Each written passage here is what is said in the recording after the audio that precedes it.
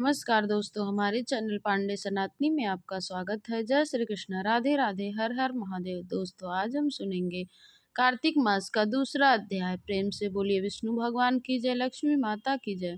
तो आइए हम कथा का श्रवण करते हैं। सत्यभामा श्री कृष्ण से पूछती हैं कि मैंने ऐसे पिछले जन्म में कौन सा कर्म किया था कि मैं आपकी अर्धांगिनी हुई। श्री कृष्ण बोले, जब गुणवती अपने पिता और पति का दैत्य द्वारा सुनकर रोने लगी, हे पिता, हे नाथ, आप मुझे छोड़कर कहाँ चले गए। हे स्वामी, आपके बिना मैं क्या करूँ, कहाँ जाऊँ, मेरा भरण पोषण कौन करेगा, कौन खाने पीने को देगा, और मैं अपने काम काज में चतुर भी नहीं हूँ, और तुम्हारे बिना अनाथ हूँ। अब मैं किसकी शरण में जाऊँ, विधवा हो गई हूँ, विधाता का मेरे ऊपर कोप है, मैं कैसे जिंदा रहूं।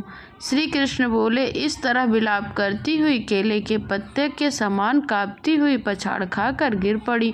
थोड़ी देर में सावधान होकर फिर विलाप करने लगी, शोक समुद्र में डूबने लगी। और गुणवती ने घर का सब माल बेचकर शस्त्र के अनुसार बहुत सावधानी के साथ अपने पिता और पति का क्रियाक्रम किया और उसी शहर में विष्णु भगवान की भक्ति में तत्पर होकर शुद्ध शांति से के साथ रहने लगी।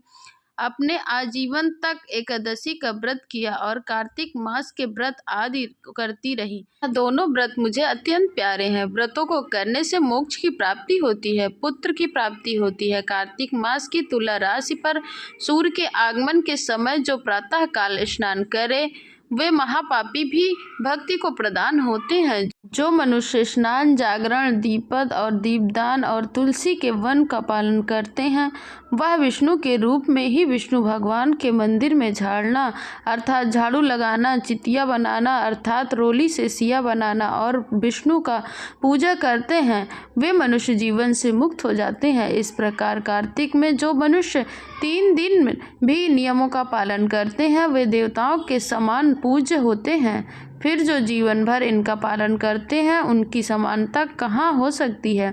जो वह गुणवती हर वर्ष कार्तिक मास में व्रत भक्ति पूर्वक विष्णु भगवान का नित्य प्रत पूजन करने लगी और वृद्ध अवस्था में ज्वर से पीड़ित होने पर भी गंगा स्नान करने गई, जैसे ही वह गुणवती जल में घुसी जाड़े से थरथर कांपने लगी, वैसे ही उसने आकाश से आता हुआ एक विमान देखा।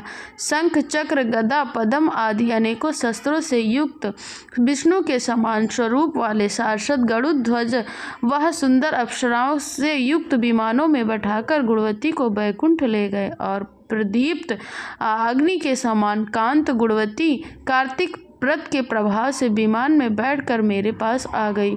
जब ब्रह्मा आदि देवताओं की प्रार्थना से पृथ्वी पर अवतरित हुआ, तब वे गण भी मेरे साथ आए।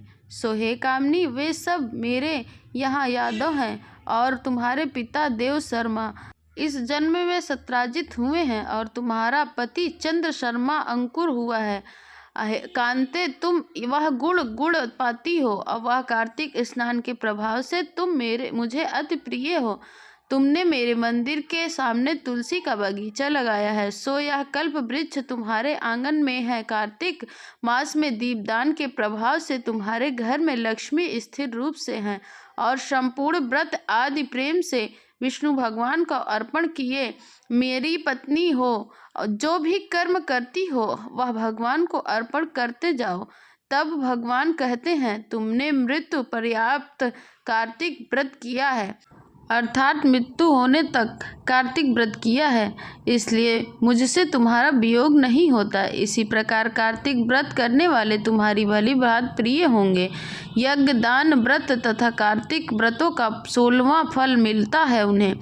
सूत जी बोले, सत्यभामा जी पूर्व जन्म में वृत्तांत को जानकर बहुत प्रसन्न हुई और भगवान श्री कृष्ण को नमस्कार किया। कार्तिक के महीने में भगवान को अर्पित करना चाहिए। नारद तुलसी जी की मंजरी सहित भगवान शालिग्राम को 1 बूंद चरणामृत का पान करता है, वह ब्रह्मा आदि हत्या से बड़े बड़े पापों से मुक्त होकर वैकुंठ को प्राप्त करता है। जो भगवान शालिग्राम की मूर्ति के आगे अपने पितरों का श्राद्ध करता है और पितरों को वैकुंठ की प्राप्ति होती है। जो भगवान शालिग्राम की मूर्ति का दान करता है उसको समस्त पृथ्वी के दान का फल मिलता है, परंतु शालिग्राम की मूर्ति बेचनी नहीं चाहिए।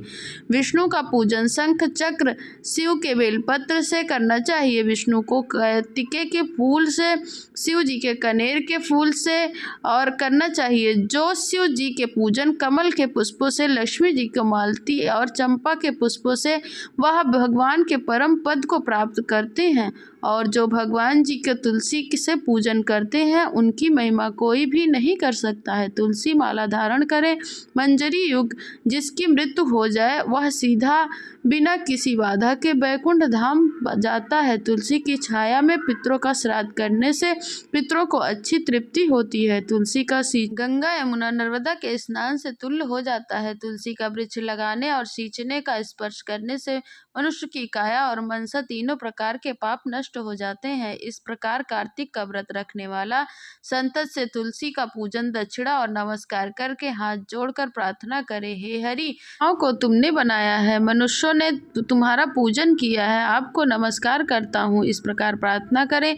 जो मनुष्य आंवले के पत्ते और फूलों से भगवान का पूजन करता है, आंवले के वृक्ष के नीचे भगवान का पूजन करता है, उसको सोने का फल और पुष्पों की माला प्राप्त होती है। जो मनुष्य द्वादशी को तुलसी और आंवले के पत्ते को तोड़कर वह घोर नरक में जाता है। जो मनुष्य कार्तिक मास में आंवले के फल और तुलसी और कोपी चंदन की माला धारण करता है वह जीवन से मुक्त हो जाता है।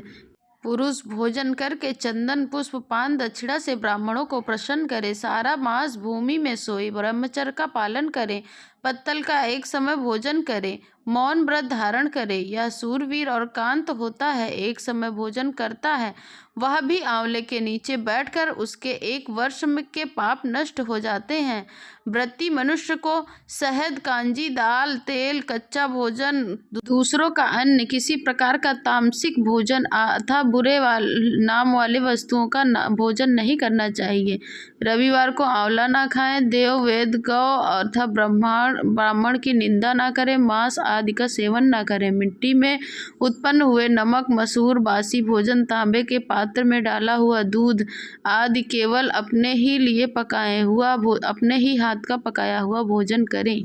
लहसुन, प्याज, पृथ्वी का फूल, गोभी आदि, मूली, गाजर, जंगली घिया, बैगन, पेठा, दोबारा पकाया हुआ भोजन नहीं खाना चाहिए। रजस्वला स्त्री, मलीच, पतित, पाखंडी आदि से वार्तालाप नहीं करना चाहिए। इन स्थितियों में एकम को पीठा, दूज को बैगन, तीज को पृथ्वी का फूल, चौथ को मूली, पंचमी को वेल फल, षष्ठमी को कालिंदी, सप्तमी को आंवला, अष्टमी को नारियल, नवमी को जंगली घिया, दशमी को परवल, एकादशी को बेल, द्वादशी को मसूर, त्रयोदशी को पान, चतुर्दशी को अमावस्या और पूर्णिमा को नारियल का साग नहीं खाना चाहिए। बोलो विष्णु भगवान की जय, लक्ष्मी माता की जय, जगत जननी अम्बे की जय, तुलसी मैया की जय।